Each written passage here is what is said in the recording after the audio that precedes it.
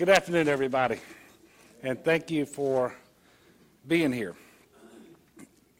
You know, I think it's probably an understatement to say the special session was not as productive as it could have been or that it should have been.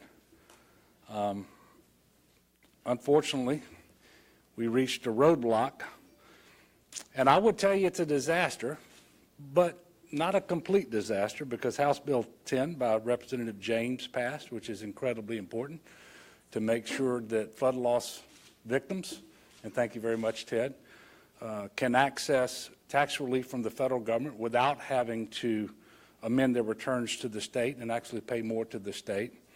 Also, House Bill 27 by Representative Pat Smith made some necessary changes with respect to telecommunication taxes so that folks who are hearing impaired can access those services.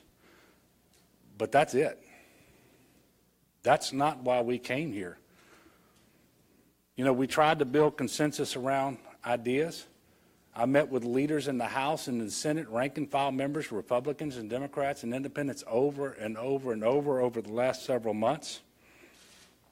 Spent a lot of time with the Speaker, the President. And I said then, have great flexibility as to how we fix the cliff, but not whether we fix the cliff. There's simply too much at stake. And I think it's instructive because much of the information out there has been less than accurate and less than complete about what the cliff actually is.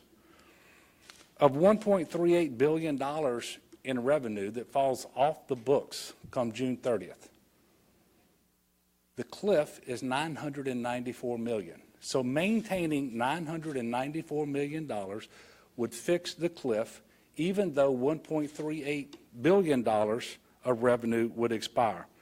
Obviously, that is a net tax reduction, a net reduction of the tax burden, I should say, on the people of Louisiana. And this is something else that people fail to mention. Even at $994 million, it would still require more than $100 million in cuts to next year's budget. That is why the standstill budget that the legislature voted for last year, I think unanimously, would actually cost $150 million more in state general fund than the $994 million that I was trying to maintain. And by the way, the $994 million comes from the REC. That is the difference in the current state general fund forecast for this year and the current state general fund forecast for next year. And what we heard the other day, I think it was Friday night, well, y'all should just take what we can get. No. That should not be our approach. Louisiana's better than that. I would say we should do what we must in order to adequately fund our critical priorities. And I know that this is a hard task. I know that it's unpleasant. Everybody prefers to govern in times when there are plenty of revenue. But that's not the situation that we find ourselves in. It's essential, though, that people, when necessary, summon the courage to fix the problem. That did not happen. And I hope now that the young people, really all people watching, won't give up on Louisiana, because I'm certainly not going to do that. In fact, I'm going to work harder than ever before to achieve consensus and move forward and fix our problems. And I'm encouraging everyone to do that, especially our legislators. You know, we have high school seniors right now debating where they're going to go to college next year. They don't know, they can't know what portion of the TOPS might be funded if they're going to be eligible for TOPS. You have those who are already in higher education, maybe they're sophomores or juniors or freshmen, wondering if TOPS is going to be available to them next year. And of course, their parents are at least a little bit interested in that question too. You know, what about the single mom working 2 jobs out there in a rural area, and she gets sick and needs to go to the hospital?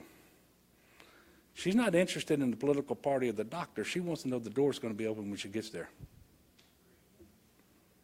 Unfortunately, because of some obstructionists in the House, the legislature has failed those students, failed those parents, failed that single mom, and countless others across the state of Louisiana. Again, I'm going to continue to do everything I can as governor to get us to where we need to be. And to every legislator who worked in good faith to reach a true compromise, who made difficult decisions to resolve our problems as responsibly as possible, please know that I respect and appreciate your efforts, and I say thank you. Please keep that spirit alive. I pray that it becomes infectious and that other people will catch it, because we have to build on it. It is terribly unfortunate, though, because the next several months, we're going to have so much uncertainty in the state of Louisiana that we could have and should have avoided. Now, I know that a majority of legislators want to work across the aisle to fund Louisiana's critical priorities. Simply put, the failure of this special session is the result of a total lack of leadership and action in the House of Representatives. A spectacular failure of leadership in the House. We all knew that it wasn't going to be easy. Bold reform requires courage, leadership, and compromise.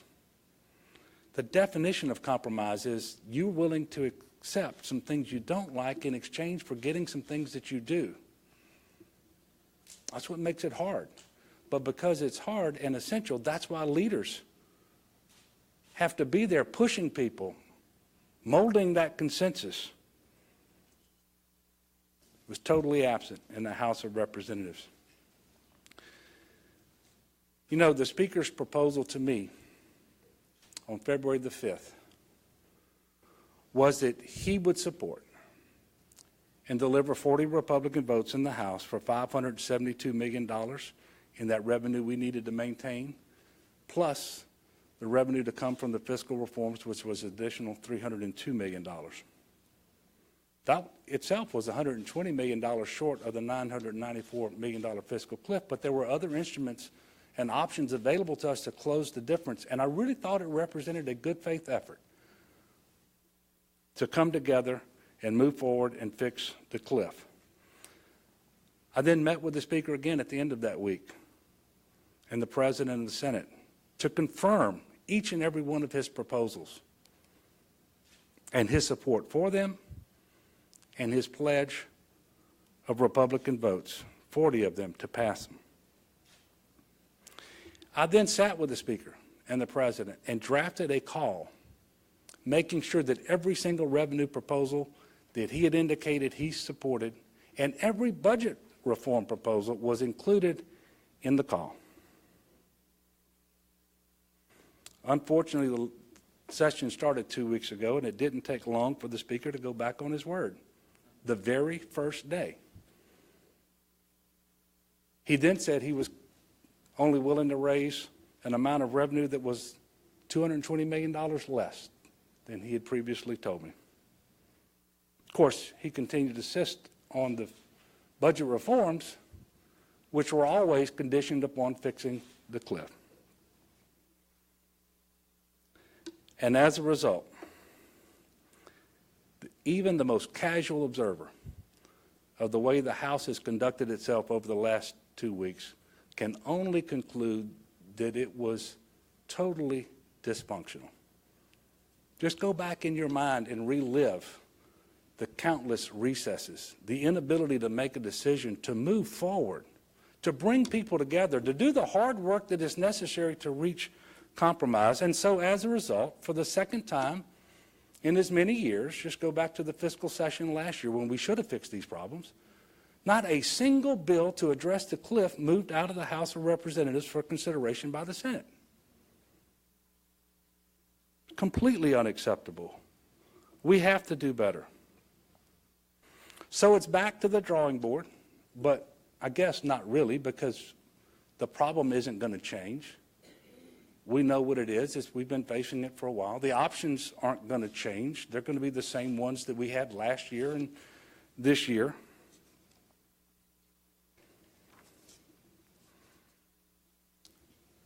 But we better change. we better get serious and collectively summon the courage necessary to address this problem. And I guess in the meantime, this will be the opportunity for those in the legislature who insist that the state of Louisiana can simply cut its way to solving the cliff. They get a chance starting next week to show us how they would do that. We'll see if they can pass a budget with $692 million less in state general fund next fiscal year than we have this year. I don't believe it's possible. I've said that before. I know it isn't possible to budget responsibly and to adequately fund our most critical priorities at that level, because the cuts will be horrendous and they will be deep, even in our most critical priorities, especially health care, but also higher education and across the state budget. As a result, I've already asked President Alario and Speaker Barras to adjourn the regular session in mid-May. Doing so will allow us to have a special session that would conclude by June the 4th, which is the scheduled adjournment day of the next regular session, so that the taxpayers wouldn't have to worry about any additional cost of that special session. And also so that we can get this problem resolved fully with almost a month before this fiscal year ends, so the state agencies, higher education, and all of the people across Louisiana will know what to expect come July 1st of next year. I'm hopeful we can do it. We need to do it. It's clear that up to now there's been a lack of sense of urgency. I think that will change as we get closer to July 1st. But I think it'll also be instructive as legislators wrestle with the budget and actually see the choices that they're going to have to make to try to fashion a budget with $694 million less in state general fund than they have this year. And when you include matching federal dollars, it's in the billions of dollars less than we have this year. So I am as committed as ever, as dedicated as ever. We must fix the cliff in a way that promotes fairness, predictability, and stability. We can do it. We must do it if the state is going to maintain the momentum that it has right now on so many fronts. Unemployment, job creation, economic development wins, the stability we have finally created in higher education by funding it for the first time in a decade without a cut relative to the previous year, and fully funding the TOPS program. And in so many areas as well. We have to maintain this momentum, but that means we have to fix the cliff. So when we come back a week from tonight to get started, I hope and pray we will do that, all the legislators and myself, not thinking and acting as Democrats, Republicans, and Independents, but as Louisianans. Worried about Louisianans, not about scoring political victories, not about depriving others of some opportunity for success, because I'll tell you, this isn't about my success. This is about the success of our children and our grandchildren across the state of Louisiana. So I remain committed. I actually believe we will get it done. I'm reminded of how hard it was 2 years ago. And so I'm heartened that we can get this done. I believe we will. I ask you to join me in that effort and join your prayers to mine. And I would ask God to continue to bless the United States and the great state of Louisiana. And at this time, I'll take questions. Yes, sir. So, obviously, regular session starts a week from today. Not much time for lawmakers to cool down. Do you see this changing the precedent that's going for the next 3 months? You know, we better find a way to do that. The level of acrimony and distrust is beyond anything that I've seen in the 10 years that I've been involved in state government. And I hope that we can, because the truth of the matter is the overwhelming vast majority of people here, regardless of party, House, Senate, are good, honorable, decent people trying to do what they believe is right. We just have to work harder I think, to make sure that we are civil in our discussions and that we are earnest in our efforts and that everyone believes that we are in good faith regardless of whether they agree with whatever it is that we're trying to do. Tyler? You talk about good faith and civil discussions, and yet you tonight have called out the Speaker publicly in a way that you have not wanted to do so before. Is it 2 weeks late? Yes. They do. Because I called him out in a very civil and factual way. I related facts about the proposal, his proposal that he put on the table and how he walked away from it the very first day of the special session without even the courtesy of a phone call to me. And that is what turned the session on its ear and made it very, very difficult to recover. And then after he creates the revenue problem by backing away from $220 million worth of revenue he had previously supported, he then blamed others when they went to him to ask him to consider other revenue measures that would replace that void. And he said it was they and not he who had caused that problem. So we can do better, but we're not going to do better if we continue to ignore the things that people are doing that are causing the problems. Yes, ma'am.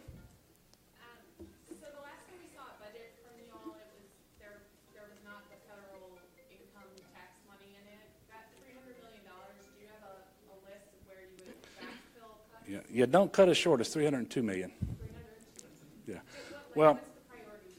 Well, you all will see that, but right now, the $302 million, and what she's talking about is the federal tax reforms that were enacted by Congress in December should yield an additional $302 million in revenue to the state of Louisiana in the next fiscal year.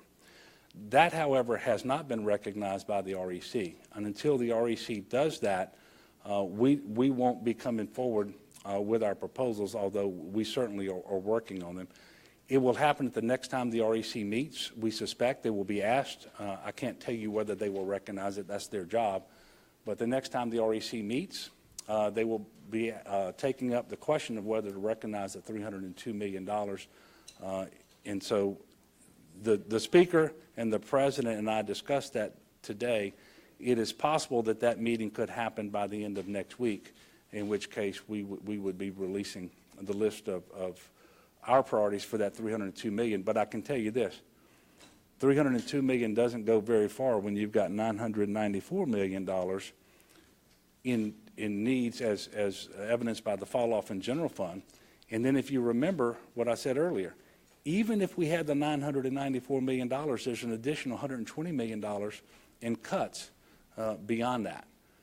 So the $302 million won't do very much. I mean, obviously, it's welcome. We're glad to have it. It beats the heck out of going backwards, but it won't do as much as you might think. Sue? Governor, you addressed civility of the legislature. There was something said on the House floor the other night, and we understand that you requested that member of the legislature come and visit with you. Were you ever able to resolve that with Mr. Seabaugh? No. He didn't come up, and we have not yet had a chance to visit. I hope that will happen. You know, you need to remember Representative Seabaugh is the guy who said I didn't go to the U.S. Army Ranger School. Do you remember hearing things like that? So I lost not a moment's sleep the other night. You can be assured of that. Melinda? Governor, when we talked to the Speaker earlier, he suggested that part of the problem with getting anything passed and the failure rested with you and your inability to get Democrats on the same page, specifically members of the Black Caucus. Yeah. Do you see Democrats being a united front in this? Yeah, but let me tell you, the Speaker has to say something. He is the individual who abandoned his own proposal to me, his own commitment, on the very first day of the session, and blew a hole in the revenue that he said he was committed to. And then he found fault with Democratic members, especially those of the Black Caucus, who went to him and said, okay, if you don't want to do that, then would you consider other revenue measures in order to make up the difference? Because at least they were responsible enough to know that they needed to fill the entire cliff. knowing what the cuts would be if they did not. So are we united? Yes. Now, let me tell you, as governor, I pushed the Republicans from right to left and the Democrats left to right so that we can fashion a compromise in the middle. That is not always easy.